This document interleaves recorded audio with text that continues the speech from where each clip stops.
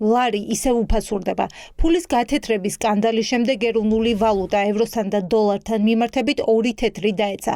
რა ახდენს ლარის კურსის ცვლილებას? ეკონომისტების ვარაუდით ამის მიზეზი ქვეყანაში მიმდინარე პროცესები და მოახლოებული არჩევნებია. რაც შეეხება ფულის გათეთრების საქმეს, ეს რა თქმა უნდა პირველ რიგში არის რეპუტაციულად ძალიან დამაზიანებელი ქვეყნისთვის. ჩვენ როდესაც რომელიღაც ქვეყანაზე ვიგებთ, რომ იქ რაღაც ფულის გათეთრება ხდება, ალბათ ინვესტორები რო ვიყოთ, არასდროს არ მოგვინდება და ასეთ ქვეყანაში ფულის ჩადება. ეს არის ნაკლები სანდოობა, მათ შორის ნაკლები სანდოობა სახელმწიფო ინსტიტუციების მიმართ. მეტნაკლებად უკრაინის ომთან დაკავშირებული ეფექტი იყო, რამაც გაამყარა ლარი და გაზარდა ეკონომიკა.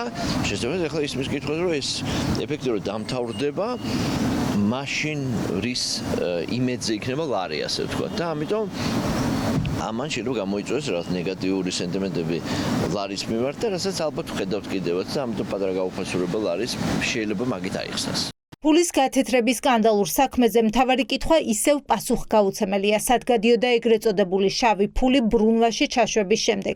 თაღლითურ სქემაში ჩართულების სავალუტო ჯიხურიდან ფულს ბანკებში ათეთრებდნენ, შემდეგ კი სხვადასხვა ქონებას იძენდნენ ან თანხას სხვა პირებს გადასცემდნენ. ამ მასშტაბის ფულის გათეთრების სქემის შედგენა და სისრულეში მოყვანა მაღალ ჩინოსნებთან გარიგების გარეშე შეუძლებელი იქნებოდა. როგორ მოხდა ისე რომ როდესაც საზღვარი სახმელეთო ჩაკეტილია მანქანებით დღეში მილიონობით ლარი შემოჰქონდათ რუსული რუბლების სახით. ისინი ერთის მხრივ მიუთითებენ ამ ორი მეზობლის სპეცსამსახურების დაბალი დონის მუშაობაზე და მეორეს მხრივ არ მუშაობენ ამ ქვეყნებთან რომ გამოიძიონ ეს საქმე. მე ვფიქრობ რომ ეს ისე და ისე კლანურ ბრძოლას და შიდა აუდიტორიაზე გავლენების მოხდენას უკავშირდება. სად გადიოდა ეს ფული? რა ნაწილი რჩებოდა ქვეყანაში და რა მიდიოდა ქვეყნის გარეთ? საბაჟო დეპარტამენტის სტატისტიკა ცხადყოფს, რომ საქართველოდან ბოლო წლებში გაიზარდა დოლარის, ევროს და რუსული რუბლის გადინება.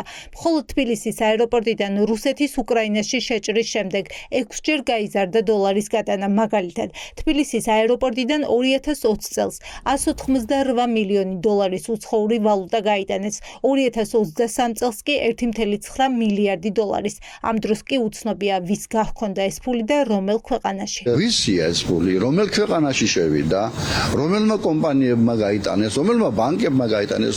ლეგალურია ეს, არალეგალურზე არ ვამბობ. და თუ ბანკებს გააქვთ და ამას ინკასაცია ჰქვია, მაშინ საიდან გაუჩნდა 1,9 მილიარდი დოლარი ბანკებს გასატანი, გარდა იმისა, რომ შედაბრუნვისთვისაც უამრავი ფული ისჭირდება.